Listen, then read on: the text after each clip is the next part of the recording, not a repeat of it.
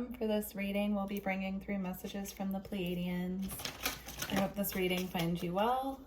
The only message that came through before recording was just this feeling of peace, this feeling of being very grounded, stable, rooted to the earth as well. And then they wanted me to pull out the Crystal Spirits Oracle deck, so I have a feeling we'll be talking about crystals in this reading. There's a need to just really stay grounded right now in flow as well. So I did pull out another deck that talks a lot about flow. Let's see what they have for us. So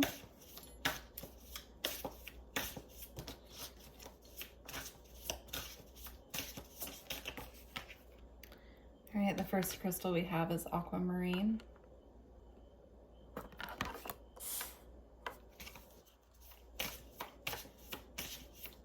They're showing me working with aquamarine. You can work with the crystal, but you can also work with the color to bring through this divine clarity right now. If you feel like you've been surrounded by a lot of fog, working with the crystal aquamarine or even calling in the color into your auric field can be really helpful this time to assist you to kind of sort through the fog and the chaos is what they're showing me. It's bringing through this beautiful, now they're showing me like a turquoise water, like ocean water, specifically island water. So like turquoise blue water. You could live on an island where the water is that color, or there's a need to just have this divine clarity, this divine calm, and this color, aquamarine in particular, can really assist with bringing in those energies. Also, if you've been thinking about going on a tropical vacation, that can be very healing at this time as well. Next, we have watermelon tourmaline.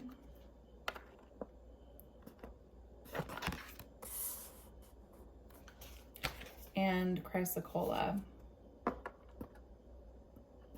It's a big emphasis on this kind of turquoise blue as well. So again, working with that color. Watermelon tourmaline is really good for bringing in feelings of joy. It's very effervescent feeling when you work with it. It also can assist with the heart chakra and the higher heart. It acts as a bridge for both.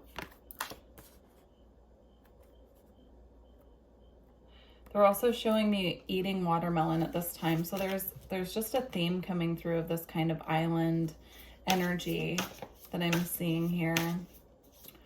Or like tropical fruit as well. You could be craving a lot of tropical fruit at this time. That can be very, watermelon in itself, they want to talk about, can be very detoxing for the body.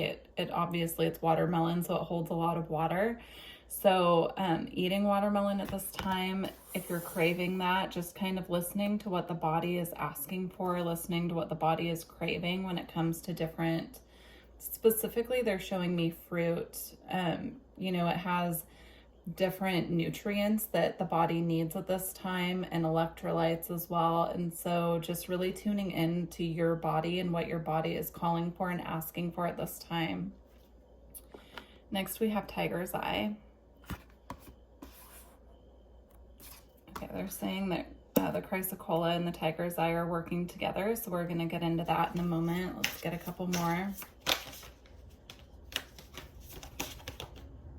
And then we have orange calcite. Orange calcite is really wonderful to work with any digestive issues that you could have.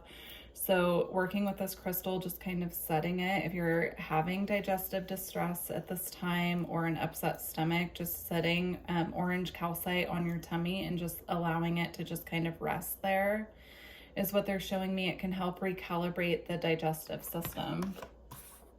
All right. And then we have celestite and kyanite, and they came out together.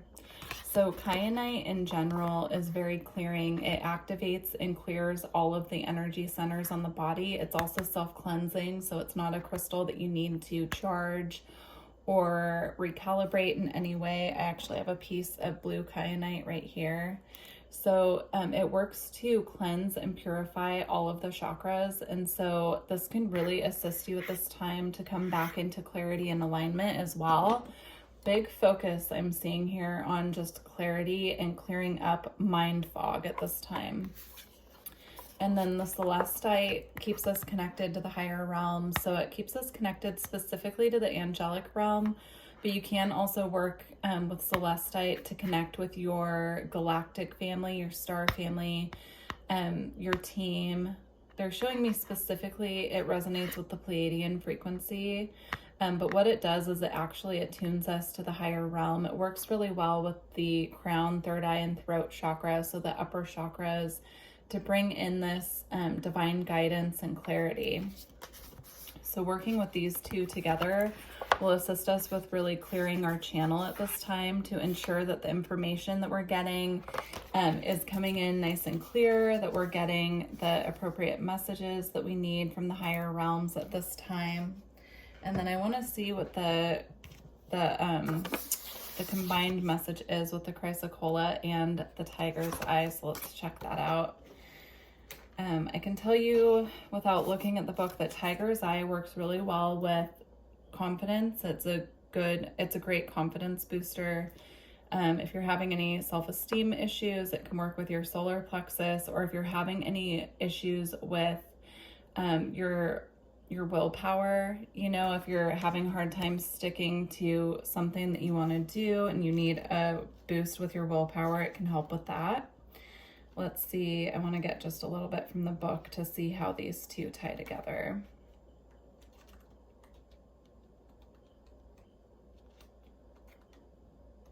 Yeah, they're saying if you happen to have both of these crystals, working with both of them at this time will be really helpful. Specifically if you're struggling with any self-esteem issues. Tiger's eye, positive willpower, optimism, the power to manifest essence into form and clear purpose. And then chrysocolla.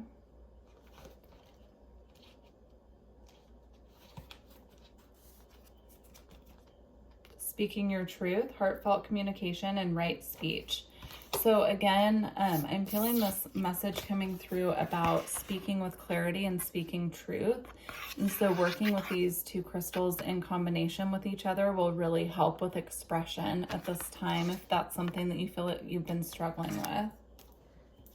All right. I'm gonna get some messages about what they want to bring through about flow at this time. So we have create sacred space.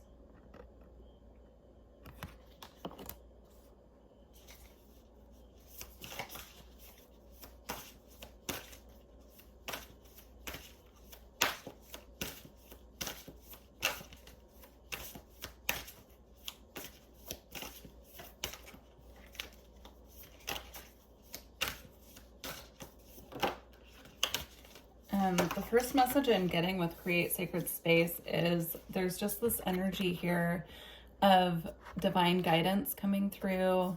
I'm seeing these light code activations coming through and a need to really create space, not only physical space for us to kind of be in this bubble and meditate and connect with these frequencies that are coming in as downloads, but also creating space in our day and our schedule to really sit with these frequencies, to integrate them, to create space in our day that is just for us to connect.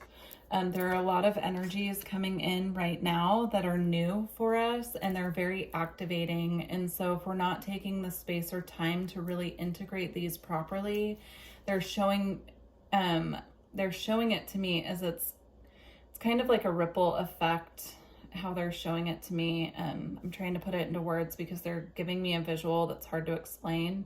But they're showing it to me as a visual or a ripple effect. So like the energies come through, and if we're not taking space to integrate these properly, it can kind of ripple out into our reality and reflect back to us as chaos, confusion. It can create some fog around our path. It can create like not being able to see the way clearly. Now they're also showing me optical calcite as well. So working with this with your crown chakra, and also with the third eye and just kind of the general mental body area. If you feel like you're experiencing a lot of chaos at this time, or just a lot of confusion around which way to go, they're showing me that creating sacred space within our day, within our environment, and just taking that time out to meditate and connect, even if it's only 5 to 10 minutes a day, is crucial at this time, because otherwise these frequencies will ripple out and be reflected back to us in a way that's not comfortable.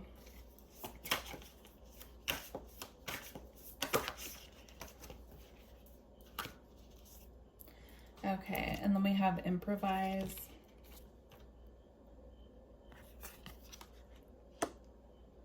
surrender and trust, and communicate with spirit. So these two cards are actually going together. I'm seeing these activations that are coming in are just very potent, very powerful. In this photo with communicate with spirit, I'm just seeing her being grounded as these frequencies come in, and she's very stable on her feet. But in this one, I'm seeing that she's a bit ungrounded, and when the frequencies come in, again, it's like the ripple effect, right? It's this expansion of this energy that makes us even less grounded. So being grounded at this time is just very important, as it always is. But you know, the activations will feel amazing, and like almost I'm getting this blissful energy, this very clear knowing which direction to take, being illuminated, right? I'm seeing sunlight here as well, being really important, as well as staying grounded to the earth. And then also here with this card, it's kind of like it can create a little bit of turmoil, right? Water represents emotion, and I'm seeing this water here kind of surrounding her in a way that's unpredictable. So just try to stay as grounded as possible at this time as these activations come in. And then I'm seeing 3 different cards here that came out that have a pyramid, and the message that they're bringing through. So this card has multiple pyramids here. This is the improvise card. And then we have, you know, of course, the create sacred space with the pyramid and the tiger's eye. So what they're actually showing me with the pyramid is creating a pyramid of light around your physical body for protection at this time. It will help the energies be able to come through in a way that's more clear, because you're protected on all sides, above and below, right?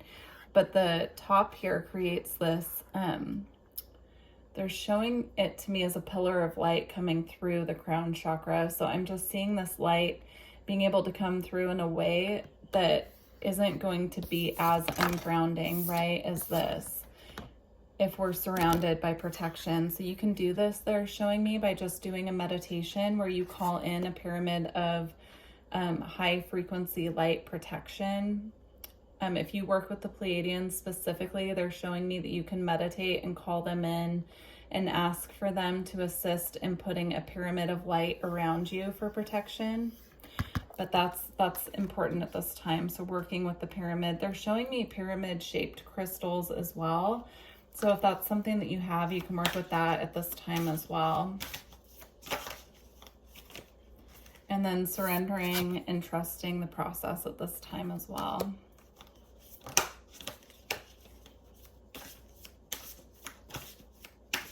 And they're bringing through the message too that a lot of what we're experiencing right now is energetic. And so, you know, we can get really hung up on not seeing results in the physical material world, but a lot of what is going on behind the scenes right now is purely energetic, and it hasn't been fully rooted and grounded to earth yet. So just trust in the process and surrender at this time. Okay. And then we have be a channel. Again, I'm seeing the pillar of light coming through and just illuminating this being here, and she's just filled with this high frequency light and grounded here. Yeah, these high frequency light activations that are coming in are going to assist those of you who know that you have channeling abilities and are looking for a way to get the messages to be more clear. So that's a specific message for those of you who know that you have channeling abilities and perhaps have noticed that your messages have been a bit more scattered, these energies are going to come through and really assist with clearing out what needs to be cleared in order for your channel to be purified. So, all right. We're going to close out this reading here with a, they want me to use the Alchemy Oracle. So let's get a couple alchemy cards to close out. If you're interested in a personal reading, my website is below. You can book straight through the website. You just go, I think there's like a book online tab, and you just go there. You can pay and everything through the website. And then also I would love to hear if this reading resonated with you. If you could leave a comment below and like the video if you made it this far. All right.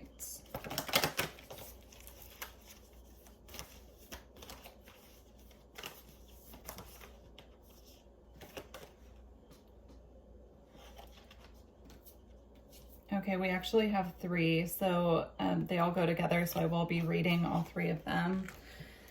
So we have the white and the red rose.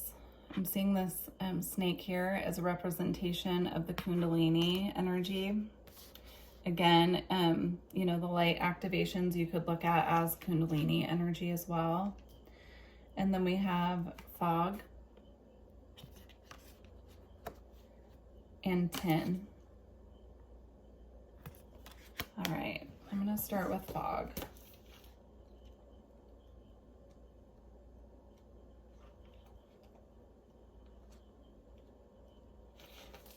Okay. When fog is present, nothing is clear, not even the problem. It's hard to orient oneself or to know where you're headed. A distinctly damp mood blankets the laboratory. Fog can be surprisingly pleasant as a counter to drama, and therefore it will lull us to sleep for long periods of time. With its cooling nature, fog is a natural balm for pain and trauma, yet this state cannot sustain us. We long to see the horizon and our surroundings. There are two solutions. The first is heat. If that's too edgy, the second and inevitable solution is time. As they say, the morning fog burns off by noon, the sun will be seen again. How much time you spend in the fog is yet to be determined. Yeah, that clarifies the message that we were receiving here about things being a little foggy right now, and really working with that, working with certain crystals and vibrations to assist things to become more clear. So, all right, 10. Okay.